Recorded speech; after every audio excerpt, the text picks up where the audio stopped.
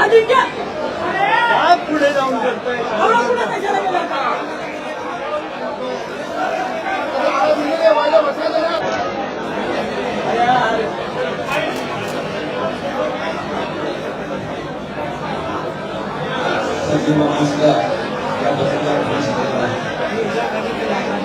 कशाला तिकडे त्या शिवाजी मंदिरात यायचं होतं ना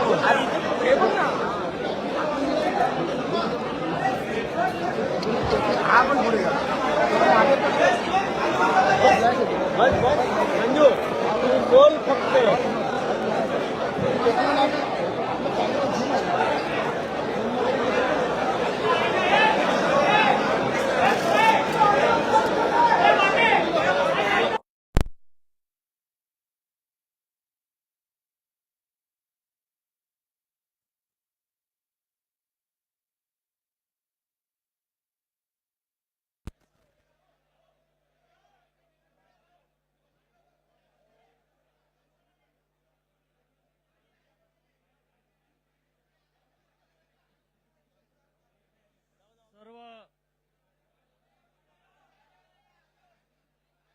मी विनंती करतो संजयजी राऊत जास्त आहे.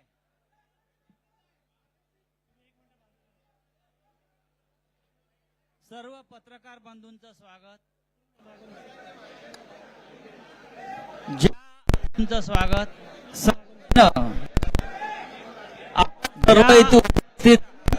संख्येनं आपण सर्व इथे उपस्थित आहात एक आणि आपल्यातला उत्साह जो दिसतोय ते पाहता एक गोष्ट नक्की आहे की आजचा दिवस महाराष्ट्रासाठी कोणाला ऐतिहासिक आहे. दिवसाचं महत्व काय? सकाळी मी कोणाला तरी सांगितलं की आजच्या दिवसाचं महत्व काय? संयुक्त महाराष्ट्राच्या लढ्यानंतर जो संयुक्त महाराष्ट्राचा मंगल कलश महाराष्ट्रामध्ये आला तो मराठी ऐक्याचा मंगल कलश होता. आणि आज पुन्हा एकदा हा मराठी ऐक्याचा मंगल कलश घेऊन सन्माननीय उद्धव ठाकरे आणि सन्माननीय राज ठाकरे आपल्या समोर आलेले आहेत. तोच आनंदाचा क्षण आज महाराष्ट्राच्या जीवनामध्ये आलेला आहे. मी अजिबात यापुढे काही बोलणार नाही. हाच मंगल कलश मुंबईसह अनेक महानगरपालिकामध्ये विजयी भगवा ध्वज फडकवल्याशिवाय राहणार नाही. आणि या महाराष्ट्राला फक्त ठाकरेच नेतृत्व देऊ शकतात आणि महाराष्ट्र ठाकरेंच्याच मागे जाईल हे सांगणारी आजची पत्रकार परिषद आणि आजचा दिवस आहे. मी यापुढला सूत्र ही माननीय उद्धव ठाकरे व माननीय राज ठाकरे यांच्याकडे देतो.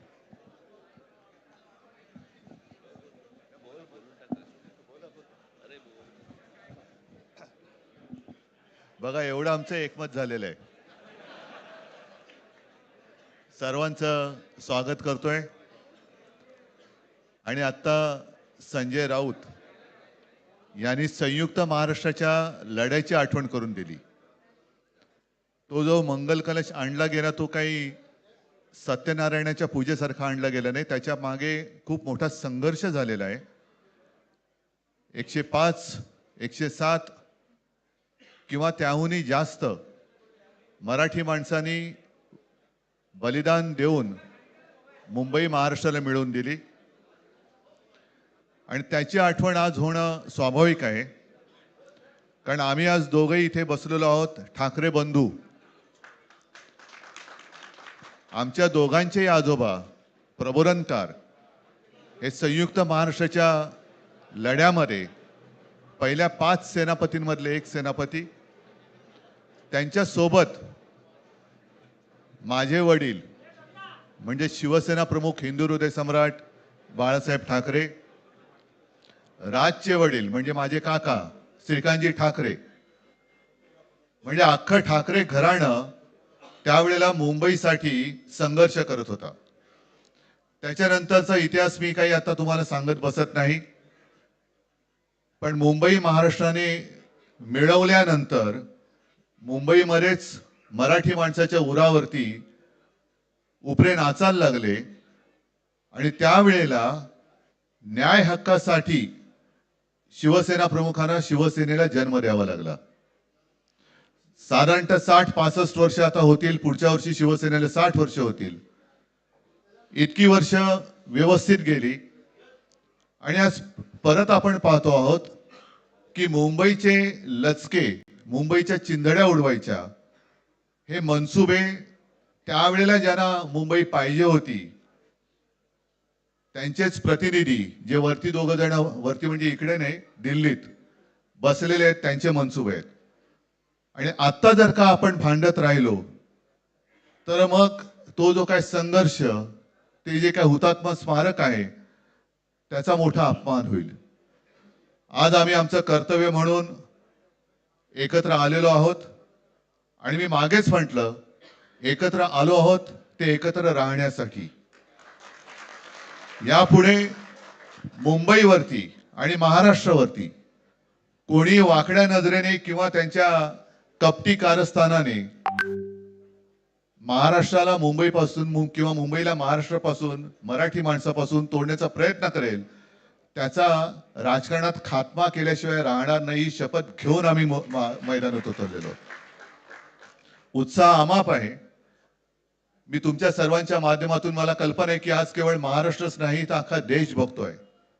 मी सर्वांना विनंती करतोय, आवाहन करतोय आणि एक सूचना सुद्धा करतोय. कारण मागे विधानसभेच्या वेळेला भारतीय जनता पक्षाने जो एक अपप्रचार केला होता, बटेंगे तो कटेंगे, तसंच मी मराठी माणसाला सांगतोय की आता जर का चुकाल तर संपाल, आता जर का फुटाल तर पूर्णपणे संपून जाल.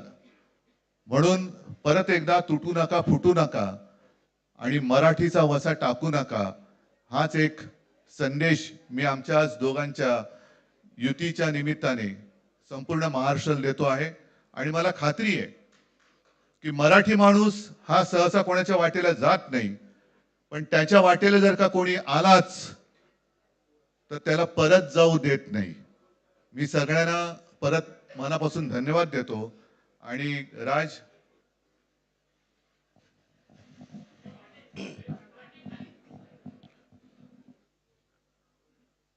आपणा सर्वांचं मी मनपूर्वक स्वागत करतो.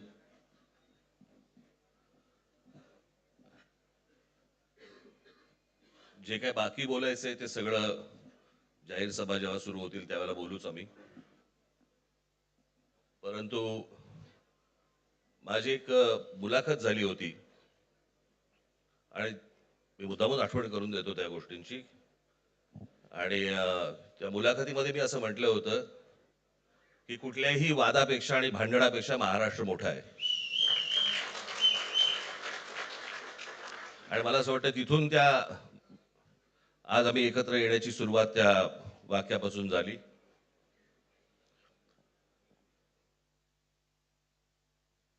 कोण किती जागा लढवणार, आकडा काय, हा नाही सांगणार तुम्हाला.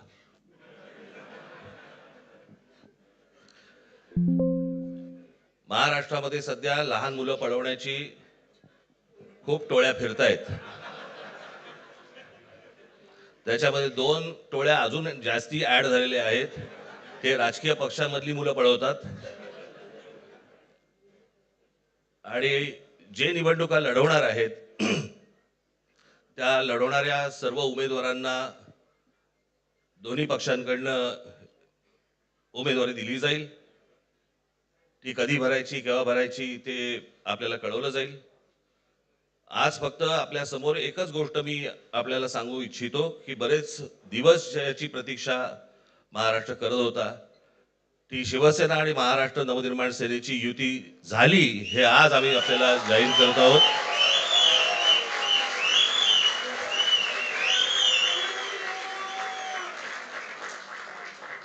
धन्यवाद.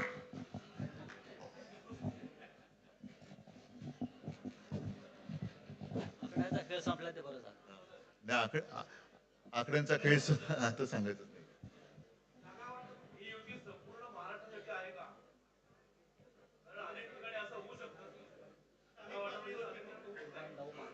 अजून बाकीच्या महापालिकांमध्ये सुद्धा कालपर्यंत युती झालेली जशी नाशिकमध्ये झालेली आहे, बाकीच्या ज्या महापालिका आहेत त्यांची सुद्धा त्यांच्या तिथल्याही युतीवरती आज उद्या शिक्कामोर्तब होईल.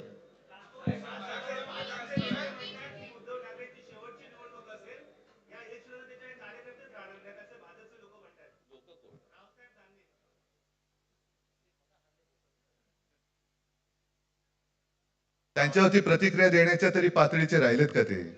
त्याला त्यांच्या पक्षात सुद्धा कोण विचारत नाही. मला असं वाटतं की उत्तर देवांना द्यावीत, दानवांना नाहीत.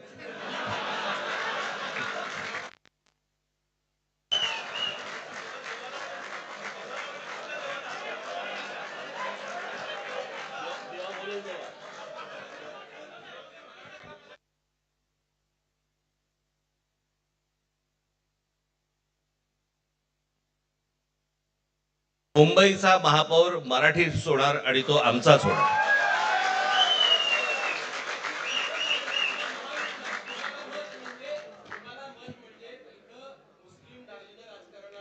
मला असं वाटतं की एक मुख्यमंत्र्यांचा व्हिडिओ पण फिरतोय ज्याच्यामध्ये ते अल्ला हाफिज असं म्हणलेत, बरोबर ना?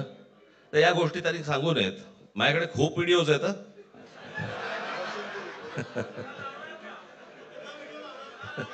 काय ते काय बोलतात त्याच्यावरती माझे व्हिडिओ तयार असतील.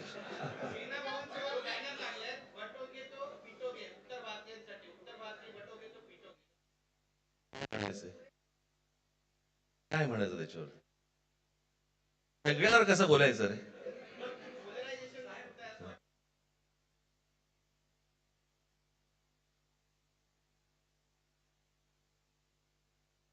मला असं वाटतं आज मुंबईचं मी तुमच्या समोर आम्ही जाहीर करत आहोत आणि बाकीच्या जशा अशा होतील तशा तुम्हाला कळवलं जाते.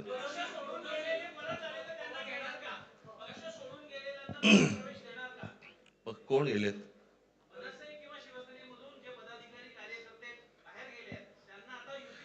येऊ तर देत पहिलं. हे जरतर वरतीच खूप असतं सगळं.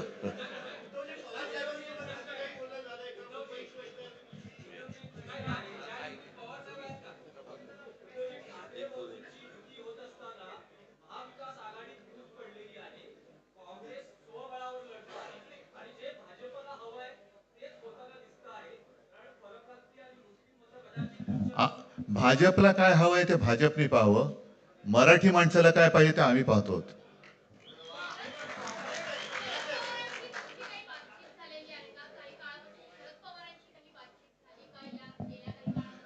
चर्चा सुरू आहे, चर्चा सुरू आहे. बघू त्यांच्यात.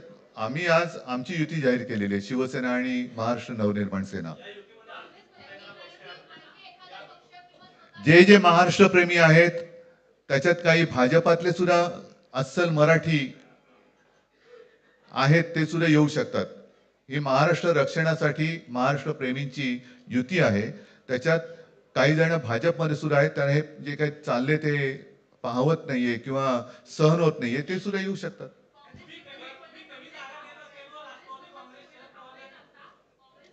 काँग्रेसने जर जाहीर केलं ना, हो मग आता म्हणजे आणखीन काय बोलायचं? तोडलं का तोडलं का?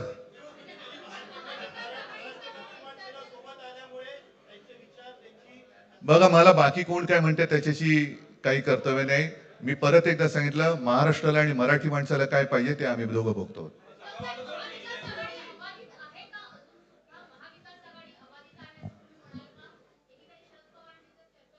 सगळे पक्ष बाहेर पडून आघाडी अबाधित आहे.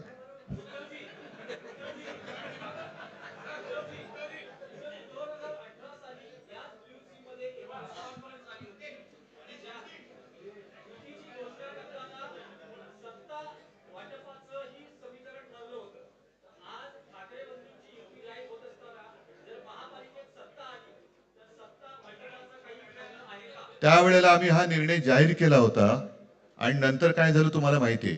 म्हणून आज आम्ही तो निर्णय जाहीर करत नाही आहोत.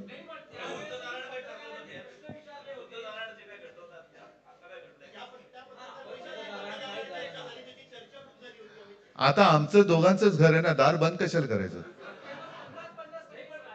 ठीक आहे, चला. मला असं वाटतं बाकीच्या प्रश्न आता काही तसं काही नाहीये. निवडणुकीपूर्वी अरे झालेलं आहे ना जागा वाटप. माझी निघताना फक्त एकच छोटी विनंती आहे. ज्यांचं मुंबईवरती, महाराष्ट्रावरती, मराठी माणसावरती प्रेम आहे, अशा सर्व माझ्या पत्रकार बांधवांना, भगिनींना माझी विनंती आहे की आमच्या पाठीमागे उभे राहा. धन्यवाद.